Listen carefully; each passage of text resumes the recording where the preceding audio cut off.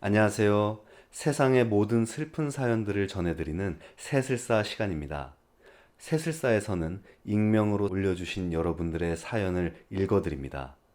여러분들 모두 새슬사를 통해 서로 위안하고 위안받는 시간을 가지시기 바랍니다. 오늘의 첫 번째 사연입니다. 지난주에 남자친구와 헤어졌습니다. 오랜 시간 함께해온 사람과 헤어지려니 너무나 아쉽고 그동안 서운했던 게 올라와 울음을 멈출 수가 없었습니다. 그렇게 울고 있는 저에게 남자친구는 자기가 지금 위로해봤자 잡는 거밖에 더 되겠냐면서 위로의 손길 한번 안 주더군요. 어제까지만 해도 이전과 다름없이 뽀뽀하고 안아주던 사람이 말이죠. 위로는 못해줄 망정 차가운 목소리로 이미 자기 마음은 떠났다고 말하지 않았냐면서 자기도 마음이 아프다고 좋게 헤어지자고 하는데 표정은 마음 아파하는 것 같지 않았습니다. 제가 계속 우니까 결국 짜증 섞인 목소리로 대체 왜 이렇게 우는 거냐고 하는데 심장이 내려앉는 것 같았어요. 어떻게 이런 사람을 이때까지 좋아했나 싶고 제가 알던 그 사람이 맞나 싶었어요. 저는 아직까지도 헤어진 게 믿기지가 않고 너무 슬픈데 말이죠. 어떻게 하면 이 사람을 잊고 이별에서 극복할 수 있을까요? 정말 너무 힘이 듭니다.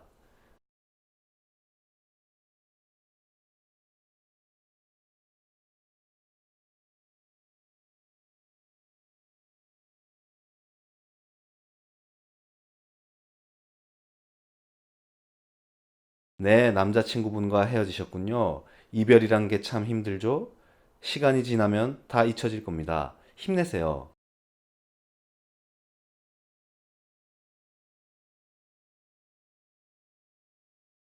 오늘의 두 번째 사연입니다. 정말 너무 슬픈 이야기를 들어서 사연 보냅니다. 제 이야기는 아니고 제가 잘 아는 만화 캐릭터 이야기인데요. 어릴 적부터 오랫동안 좋아해왔던 만화 주인공이어서 이 사연을 듣고 마음이 찢어지는 것 같았습니다. 다름 아닌 안녕 보노보노라는 만화의 보노보노입니다. 사실 만화 영화를 볼 때 보노보노가 왜 엄마 없이 아빠랑 지내는지 궁금해 한 적이 없었는데 알고 보니 엄마는 보노보노가 어릴 적 자살을 했다고 해요. 보노보노가 태어나기도 전에 보노보노의 엄마가 친구 고래와 여행을 하고 있었는데 갑작스러운 쓰나미 때문에 친구는 절벽에 부딪혀 죽게 됐다고 해요. 그런데 그걸 목격한 보노보노의 엄마는 우울증에 빠지게 됐고 보노보노의 아빠와 결혼을 하고 임신을 한 뒤에도 우울증에서 헤어나오지 못해 결국 보노보노를 낳자마자 절벽에서 스스로 목숨을 끊었다고 합니다. 그래서 결국 보노보노의 아빠는 보노보노를 혼자 키웠던 거죠. 시간이 흘러 멍멍이 아빠가 보노보노 아빠에게 슬픔은 다 떨쳐냈냐고 묻자 보노보노 아빠는 그러지 못했어. 보노보노를 키우려면 살 수밖에 없었어. 슬픔은 병이잖아. 병을 고치기 위해 살기로 했어. 분명 살아가는 게 이 병을 낫게 해줄 거야. 라고 했대요. 이 사연을 듣고 너무너무 마음이 아프고 슬펐지만 보노보노 아빠가 멍멍이 아빠에게 한 이야기를 기억하면서 다시 힘을 냈어요. 보노보노야 힘내. 그리고 보노보노 아빠도 힘내세요.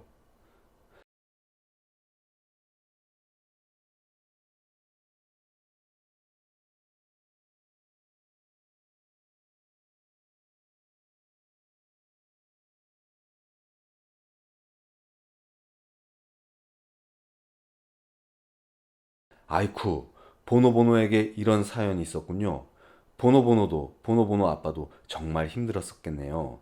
살아가는 게 슬픔을 낫게 해줄 거라는 보노보노 아빠의 말이 참 인상 깊네요.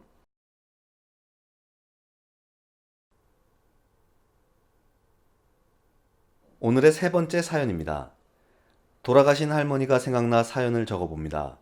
저는 어릴 때 교통사고로 아버지를 잃었고 어머니께서는 아버지가 남기신 빚을 갚아야 했기 때문에 저와 동생은 시골 할머니 댁에 맡겨져 할머니 손에 자랐습니다.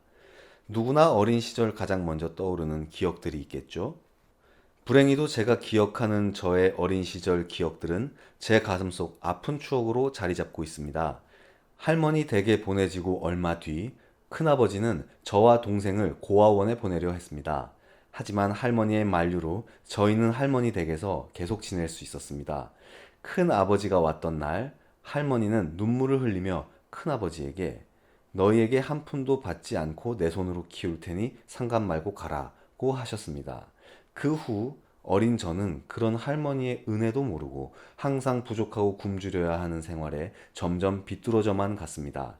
할머니는 동생과 제가 싸우면 회초리로 심하게 종아리를 치셨지만 그 종아리에 약을 발라주시며 금세 눈물을 훔치시는 분이셨고 맛있는 과자를 마음껏 못 사줘 미안하다며 떡을 쪄주시고 누룽지에 설탕을 발라주시는 분이셨습니다.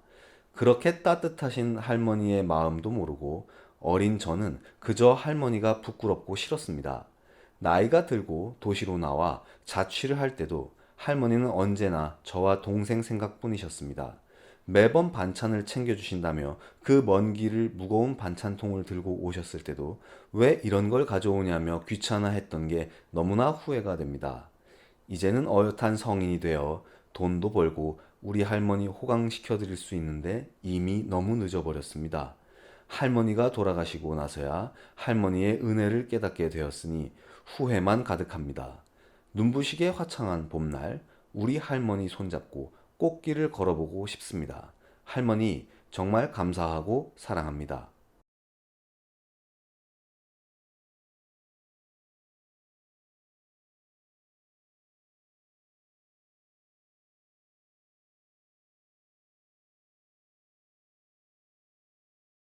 네, 할머니와의 어릴 적 기억을 보내주셨군요.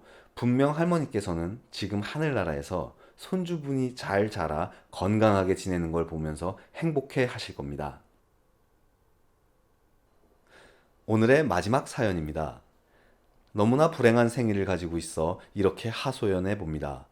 결론부터 말씀드리자면 제 생일은 1월 1일입니다. 그것도 음력으로 말이죠. 네, 맞습니다. 바로 설날이 저의 생일이랍니다. 주민등록번호도 땡땡 0101로 시작하니 어디 가서 주민번호 부를 때마다 한마디씩 듣습니다. 학창시절엔 생일이 명절인데다 겨울 방학 기간이기까지 해서 단 한 번도 생일 파티 같은 건 상상도 못했습니다. 생일 파티는커녕 미역국도 제대로 못 먹었습니다. 항상 설떡국을 먹어야 했거든요. 우리 집이 큰 집이어서 부모님은 항상 명절 챙기느라 분주하셨습니다. 나도 다른 친구들처럼 단 한 번만이라도 생일 파티를 제대로 즐겨보고 싶었는데 단 한 번을 못 해보고 나이가 들어 결혼까지 했네요. 예전엔 그래도 결혼하면 좀 달라지지 않을까 생각했는데 저희 와이프도 역시 명절 음식 하느라 정신이 없고 설 명절에 폭풍이 지나갈 때쯤엔 생일 챙기기에도 애매하게 되어버려서 결국 그냥 넘어가게 됩니다. 와이프도 매년 미안해 하지만 어쩔 도리가 없다고 하고 저도 이해는 합니다. 죽기 전에 한 번쯤은 제대로 된 생일 파티를 열 수 있겠죠? 생일이 되면 섭섭한 마음에 설날도 생일도 그 무엇도 즐기지 못하는 사람이 되어버렸습니다. 태어난 날을 바꿀 수도 없고 참 난감합니다. 생일이 설날이신 분이시군요. 생일이 명절이라니 정말 힘드셨겠어요. 언젠가 모두에게 생일 축하를 받는 날이 오길 바랍니다.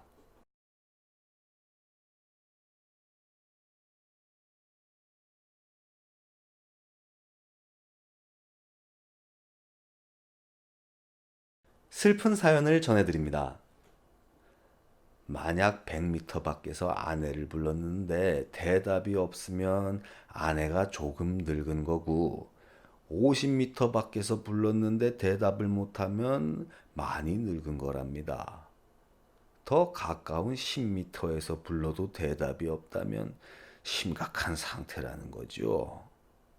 아내가 얼마나 늙었는지 궁금해서 이 방법을 써보기로 했습니다. 퇴근하면서 100m에서 아내를 불렀어요. 여보, 오늘 메뉴가 뭐야? 대답이 없었습니다. 마누라가 늙긴 늙었나 보다. 50m에서 다시 불러봤어요. 여보, 오늘 메뉴가 뭐냐고? 역시 대답이 없었습니다. 아내가 이렇게 늙었단 말인가. 다시 10m에서 아내를 불렀어요. 여보, 오늘 저녁 메뉴가 뭐야? 만난 거 하고 있어? 대답이 또 없었습니다. 내 마누라가 완전히 맛이 갔구나. 탄식을 하면서 집으로 들어가니 주방에서 음식을 하는 아내의 뒷모습이 애처롭게 보였습니다. 측은한 마음의 뒤에서 살포시 아내의 어깨를 안으며 물었습니다. 여보, 오늘 메뉴가 뭐야? 아내가 말했습니다. 야, 이놈아! 수제비라고 몇 번을 말했냐? 아내의 건강도 중요합니다. 하지만 본인 건강부터 챙기시기 바랍니다. 메디하기에서 나온 새로운 영양제 뉴트히얼. 청력에 도움을 주는 비타민 A, C, E가 함유되어 여러분의 청력에 도움을 줄 수 있습니다. 청력이 안 좋아지면 삶의 질이 떨어져 우울증에 빠질 수 있습니다. 뉴트히얼을 먹고 몸의 건강과 마음의 건강 모두를 지켜주세요.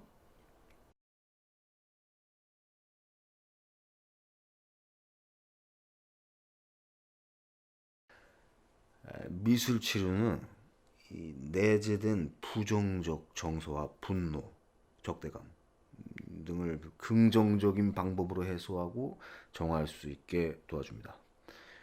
말로 표현하는 게 힘든 사람들, 낯을 많이 가리는 사람들의 경우에도 그림에서는 무의식이 드러나 개인의 무의식을 파악하는 데 도움을 줍니다. 그림을 통해 내면을 표현하면서 부정적 감정에 대한 자기 통찰을 할 수 있어 우울증도 치료할 수 있습니다.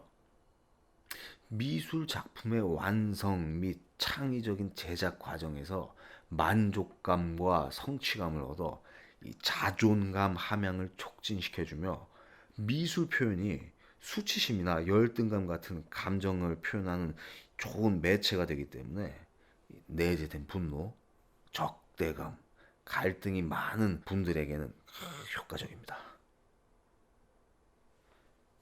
해바라기 미술치료원을 통해 마음의 짐을 내려놓고 밝고 즐거운 마음으로 살아가세요.